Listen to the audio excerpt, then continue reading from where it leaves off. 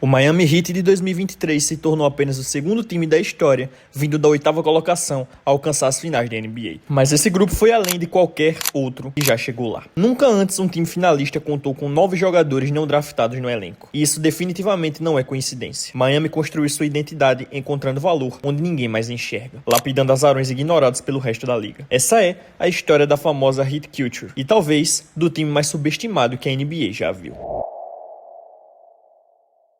Em 2023, 26 jogadores não draftados conseguiram espaço em elencos da NBA, mas nenhuma equipe dependeu tanto deles quanto o Miami Heat. Max Strus, Gabe Vincent e todo esse grupo desacreditado foram responsáveis por incríveis 34% dos pontos do time na temporada regular, a maior porcentagem de toda a liga vinda de jogadores não escolhidos no draft. E o rótulo de time subestimado não vem apenas do número de não draftados no elenco. Antes mesmo dos playoffs começarem, o Heat tinha apenas a 13ª maior chance de título, com odds de 150-1. Antes do play-in, a desconfiança era ainda maior, 210-1. Na primeira rodada contra o Milwaukee Bucks, Miami entrou com um azarão absoluto, com odds de 10-1. Já nas finais de conferência, a ESPN dava apenas 3% de chance do Heat chegar às finais da NBA. Mesmo depois de vencer os 2 jogos em Boston, a ESPN ainda dava ao Heat apenas 50% de chance de ganhar a série. E apesar de Miami ter desperdiçado uma vantagem de 3-0 nas finais de conferência, a confiança do time jamais desapareceu. Quando o momento decisivo chegou, os jogadores do Heat responderam à altura e venceram o jogo 7 em Boston. Tudo isso sem Tyler Hero e Victor Oladipo, ambos lesionados. Miami superou todas as probabilidades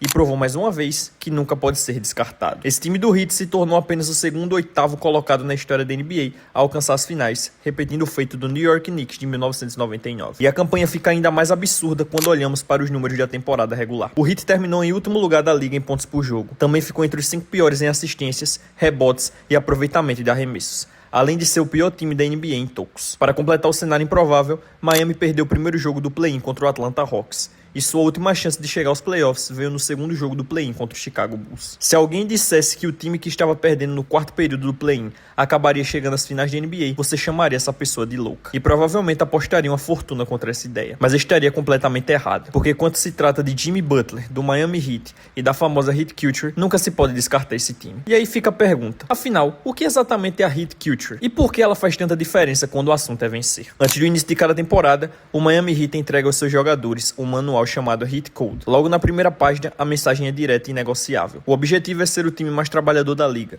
o mais bem preparado fisicamente, o mais profissional, o mais coletivo, o mais duro, o mais agressivo, o mais odiado e o mais preparado de toda a NBA. Entre essas frases e outras mensagens motivacionais, o manual traz algo curioso e impactante. Várias imagens de sangue, mas o Heat Code está longe de ser apenas um livro de autoajuda cheio de frases de efeito. Ele funciona como um verdadeiro manifesto cultural. Ali estão definidos os valores centrais, a identidade e as metas que guiam o Miami Heat. O primeiro pilar dessa cultura é a preparação física, condicionamento extremo, ética de trabalho implacável, resistência mental e física e capacidade de suportar desgaste. A Heat Culture também representa uma mentalidade vencedora, porque o Miami Heat simplesmente não aceita perder de propósito. Tanque não faz parte do DNA competitivo da franquia. O arquiteto dessa cultura e o principal motivo do Miami Heat ser reconhecido como uma das organizações mais respeitadas da NBA atende pelo nome de Pat Riley. Pat Riley nasceu para vencer. Em mais de 50 anos de envolvimento com a NBA, ele conquistou títulos em todas as décadas, seja como jogador, assistente técnico, treinador principal ou presidente da equipe. Não à toa seu apelido é The Good Father. A influência de Riley na liga é praticamente incalculável. Ele foi o pioneiro em algo que hoje parece básico: gravar jogos dos adversários e passar horas analisando padrões, manias, movimentos repetidos e mínimos detalhes para encontrar qualquer vantagem competitiva possível. Além disso, Riley esteve por trás de 2 extremos históricos da NBA. De um lado, criou um dos ataques mais letais que o basquete já viu, o lendário Showtime Lakers. Do outro, foi o arquiteto de umas defesas mais brutais da história da liga, com o New York Knicks do início dos anos 90. Em 1995, Riley chegou a Miami e imediatamente começou a construir os alicerces da Heat Culture. Sua primeira grande decisão foi trazer Alonzo Mourning, vindo do Charlotte Hornets. Zo era o soldado perfeito de Riley, um pivô movido por espírito de guerra, intensidade absurda e uma agressividade que se manifestava em cada posse de bola. Riley também implementou um código de vestimenta rigoroso e deixou clara a hierarquia dentro da franquia. Mas acima de tudo, ele estabeleceu um princípio inegociável: preparação física extrema. Treino, condicionamento e força formam a verdadeira santíssima trindade da cultura do Miami Heat, a base sobre a qual todo sucesso é construído. Para Riley, um jogador não vale absolutamente nada se não estiver disposto a se colocar na melhor forma física possível. O mínimo exigido é estar em excelente condição todos os dias, antes mesmo do treino começar. Todas as manhãs, os jogadores do Heat se deparam com a mesma mensagem escrita no quarto: protetor bucal, joelheiras, proteção nas costelas. O contato físico nos treinos é tão intenso que muitas vezes os atletas batiam joelho com joelho para evitar lesões mais graves e ainda assim manter o nível máximo de agressividade. Com o tempo, a comissão técnica entendeu que o melhor caminho era simples: exigir que todos usassem equipamentos de proteção.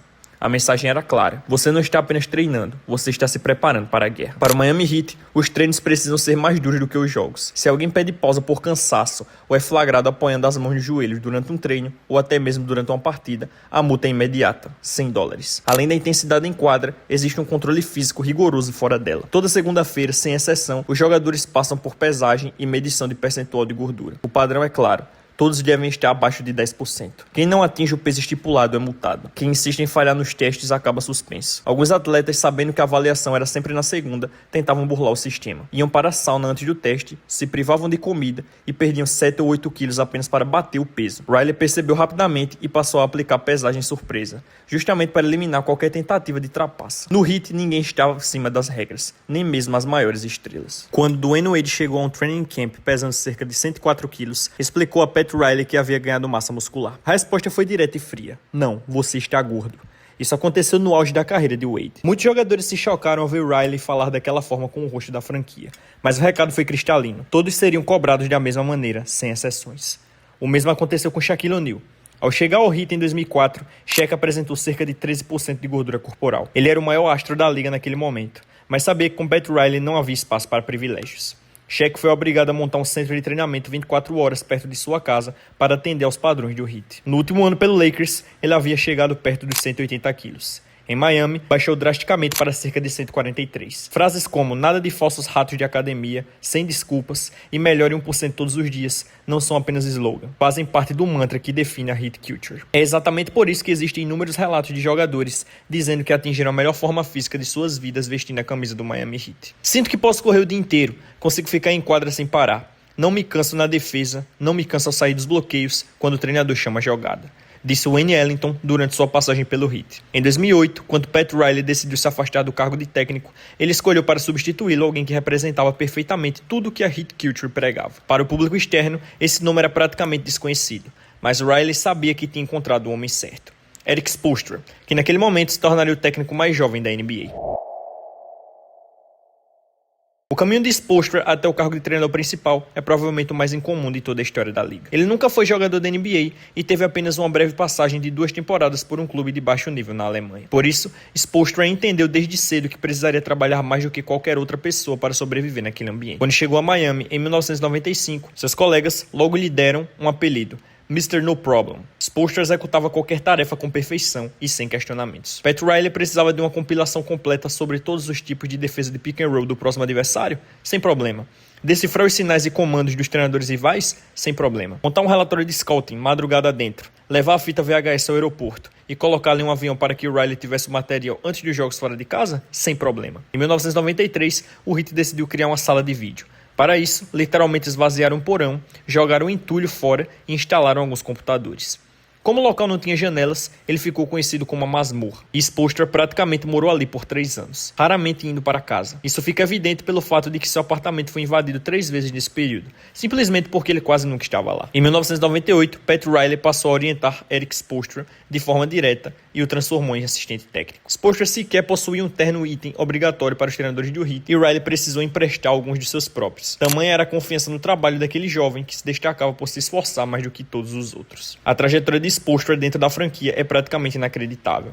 Ele saiu de um estágio simples como olheiro, passou a coordenador de vídeo, depois de scout avançado, diretor de scouting e desenvolvimento de jogadores, até finalmente assumir como treinador principal em 2011. Após a derrota do Miami Heat nas finais de NBA de 2011 para o Dallas Mavericks, LeBron James foi até o escritório de Pat Riley pedindo uma mudança no comando técnico. Naquele momento, LeBron ainda não compreendia totalmente a grandeza de Spoelstra como treinador. Riley se recusou sequer a considerar a ideia. Ele tinha convicção absoluta de que a ética de trabalho de Spoelstra levaria o Heat ao topo. Spo respondeu da única forma que sabia: trancou-se em seu escritório e assistiu às imagens das finais repetidas vezes, incansavelmente. Ele percebeu que o time não havia atingido todo seu potencial, que faltava intensidade defensiva e que o ataque era previsível, engessado e excessivamente dependente das jogadas que ele chamava da lateral. Buscando a raiz do problema, Spoelstra recorreu a Chip Kelly, então renomado treinador de futebol americano da Universidade de Oregon. A ideia foi adaptar o conceito do spread offense para o basquete do Miami Heat. O resultado foi algo que a NBA nunca havia visto até então. O Heat passou a atuar sem um armador clássico e sem um pivô tradicional,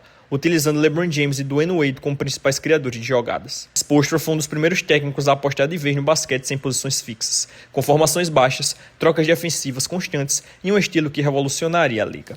Spoelstra sempre se preparou de forma quase obsessiva para cada adversário, como se ainda estivesse preso àquela antiga masmorra. Anos depois, o próprio LeBron James afirmou que Spoelstra encara cada jogo como se fosse o último da carreira. Essa mentalidade ajudou o Miami Heat a conquistar 2 títulos e disputar mais uma final da NBA. Quando LeBron retornou para Cleveland e Dwayne Wade e Chris Bosh passaram a sofrer com a idade e lesões, Miami naturalmente caiu de patamar. Ainda assim, a franquia nunca abraçou o tanque. Spoelstra continuou extraindo o máximo de elencos limitados e o Heat jamais venceu menos de 37 jogos em uma temporada. Em 2020, o time voltou às finais de NBA, cercando Jimmy Butler de jogadores desacreditados. 3 anos depois, Miami montou um elenco ainda mais improvável ao redor de Jimmy, e mais uma vez estava nas finais. Para o público externo, o Miami Heat 2023 é possivelmente o maior azarão da história a chegar à série decisiva. Para quem vive a Heat Culture, porém, isso nunca foi uma surpresa. Eles sempre acreditaram. Após começar a temporada com campanha 2-5, Jimmy Butler foi categórico: nós ainda vamos ganhar o campeonato e não me importa o que ninguém pense. A maioria achou que ele havia enlouquecido, mas diferente de quase todas as outras franquias, o Heat e seus jogadores não fogem do trabalho sujo, algo que fica ainda mais evidente nos playoffs. Desde 2015, a NBA passou a registrar a chamada Hustle Stats. Nos playoffs de 2023, Miami liderou todos os times da pós-temporada em desarmes de passe, com média de 18 por jogo. Um time médio da NBA realiza cerca de 270 passes por partida, e nenhuma defesa interrompe melhor as linhas de passe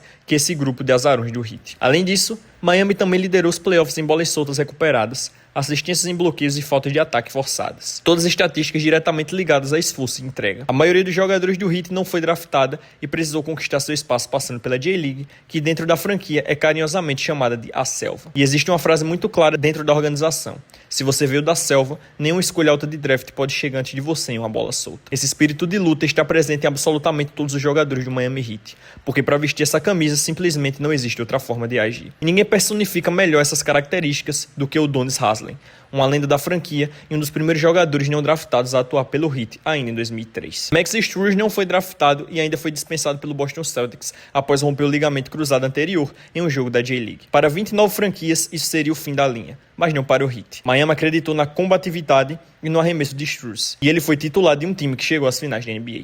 O mesmo vale para Gabe Vincent, que rompeu o ligamento cruzado ainda na faculdade. Enquanto lutava para sobreviver financeiramente na J-League, seu treinador universitário lhe ofereceu um emprego seguro como assistente técnico. Vincent nem quis ouvir. Ele continuou lutando, insistindo, se arrastando por cada oportunidade até conquistar seu espaço na NBA.